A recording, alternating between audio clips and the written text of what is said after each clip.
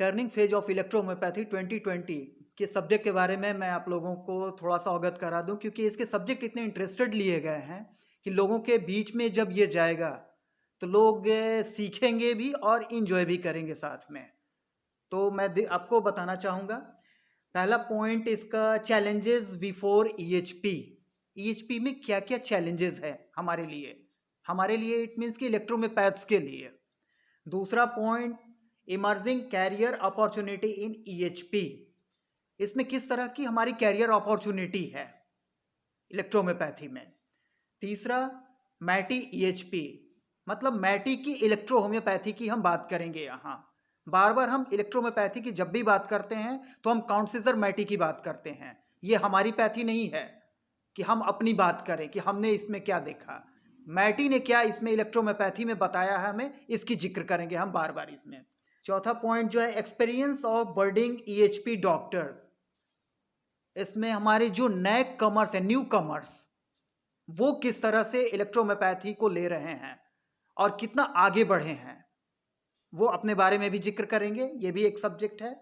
Role of advance technology in EHP treatment. Electrohomeopathic treatment में आज की एडवांस टेक्नोलॉजी को इमर्स करके हम कैसे आगे बढ़ रहे हैं, हमें ये भी बताना है इसमें। इलेक्ट्रो होम्योपैथिक डेवलपमेंट गोल्स, हम अपने गोल्स से लोगों को अवगत कराएंगे। सिन्हा इलेक्ट्रो अनुसंधान केंद्र की भी गोल क्या है, और हमारे जितने भी चिकित्सक अपने अपने स्टेटमेंट देंगे इसमें, वो भी अपने अपने गोल से अवगत कराएंगे कि हमने, क्योंकि हर इंसान की अपनी एक गोल होती है। तो जब हम इलेक्ट्रोहोम्योपैथी को लिए हैं तो हर की एक अपनी गोल होगी कि हम इलेक्ट्रोहोम्योपैथी के थ्रू कहाँ जाना चाहते हैं। तो सबसे पहले तो सिन्हा इलेक्ट्रो अनुसंधान केंद्र भी अपनी गोल बताएगा। हमारा तो मेन गोल ये है कि जितने भी हमारे काम करने वाले चिकित्सक हैं इलेक्ट्रोहोम्योपैथी में, जिन्होंने अपना बहुमूल्य समय दिया है काम के साथ, समय केवल नहीं, केवल इलेक्ट्रोहोम्योपैथी में जितना काम किया है उन्होंने, वैसे चिकित्सकों को आगे करके और इस इलेक्ट्रोहोम्योपैथी के डेवलपमेंट से, इसको डेवलपमेंट का पार्ट बनाकर गवर्नमेंट को अवगत कराना कि हमारी इलेक्ट्रोहोम्योपैथी की डेवलपमेंट ये हुई है इतने सालों में। Next point, counselling skill, effective roles of medical counselling in EHP treatment.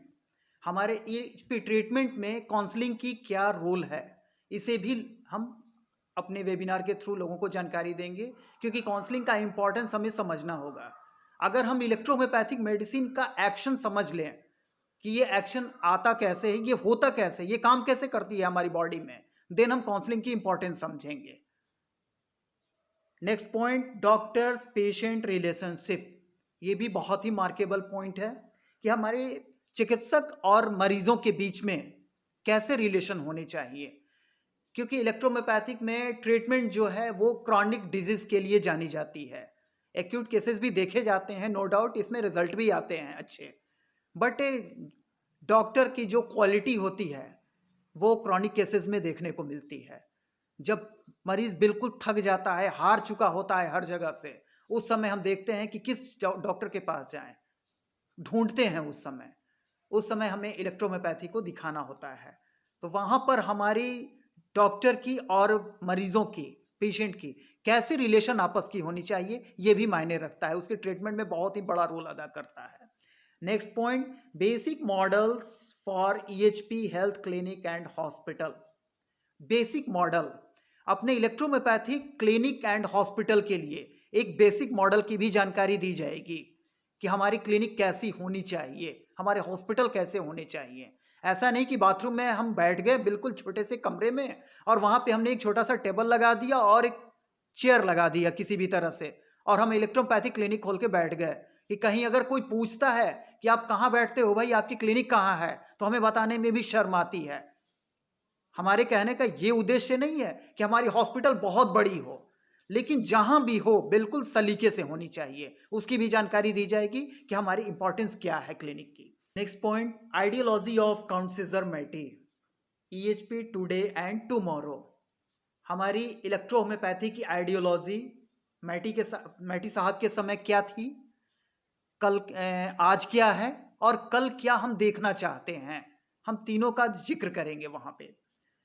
Then importance of ideology, ideology की क्या इंपॉर्टेंस है एक डायग्नोस्टिक टूल्स के रूप में, इसकी भी चर्चा होगी कि importance of ideology in electro homeopathy, कि इसमें क्या हम देखना चाहते हैं।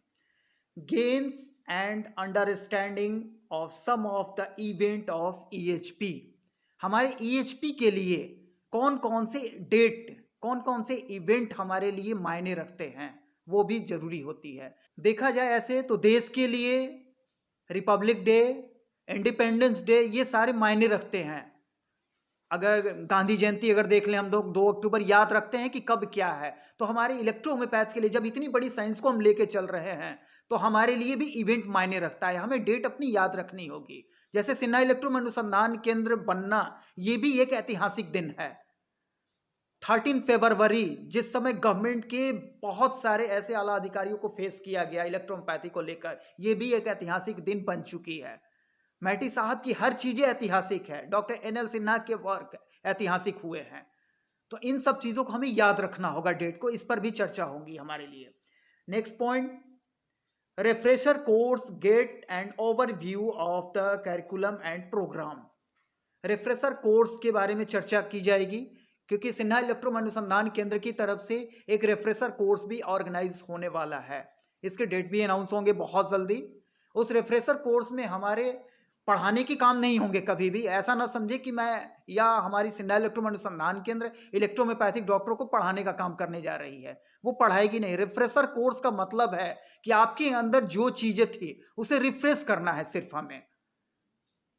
कि कहीं बहुत सारी ऐसी चीजें होती है ना, जैसे हम कंप्यूटर में कोई भी बातें डाल देते हैं और डालने के बाद कहीं ऐसी जगह वो छुप जाती है कि वक्त पे वो सामने नहीं आ पाती है। तो देन हम क्या करते हैं, क्योंकि नहीं आने का सिर्फ एक ही कारण होता है कि उसमें या तो वायरस आ जाते हैं, वायरस इन सेंस कि अगर हम इसको ऐसे समझें कि अगर हमने इलेक्ट्रोहोम्योपैथिक स्टडी तो कर ली थी, लेकिन बाद में हमने बहुत सारी इलेक्ट्रोहोम्योपैथिक से जुड़ी हुई स्टडी करनी शुरू कर दी खुद से, तो हम क्या हुए कि इलेक्ट्रोहोम्योपैथिक में मैटी के कॉन्सेप्ट से कुछ दूर हो गए और अपने अपने कॉन्सेप्ट उसमें लगाने शुरू कर दिए।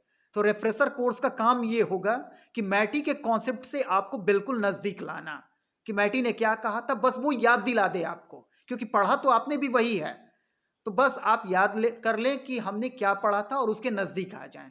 तो ये रिफ्रेशर कोर्स भी बहुत जल्दी शुरू होने वाला है। इसमें हर चीज के आपको मेडिसिन के भी बारे में बताए जाएंगे कि मोड ऑफ एप्लीकेशन क्या, सब चीज थ्योरेटिकल विद प्रैक्टिकल दोनों होंगे उसमें। ऐसा नहीं कि हमने थ्योरी पढ़ लिया और सामने जब पेशेंट आ गया तो हमें देख के हार्ट अटैक कर रहा है कि अरे वाह, ऐसा तो केसेस मैंने जिंदगी में कभी नहीं देखा था। तो ये दोनों होंगे इसमें। Next point, electro homeopathy trustworthy, perfect health care, natural treatment at root of disease. इसमें आपको इलेक्ट्रोहोम्योपैथी की बहुत ही गूढ़ एवं रहस्यमय चीजों की जानकारी दी जाएगी इस पॉइंट में। हमारा तहे दिल से आप लोगों से अपील है ये कि हमारे मीडिया पार्टनर जो हैं उनसे, हमारे YouTube चैनल से सबसे जुड़ें और इस प्रोग्राम का मेरी उम्मीद से ज़्यादा लाभ उठाएं आप लोग। धन्यवाद।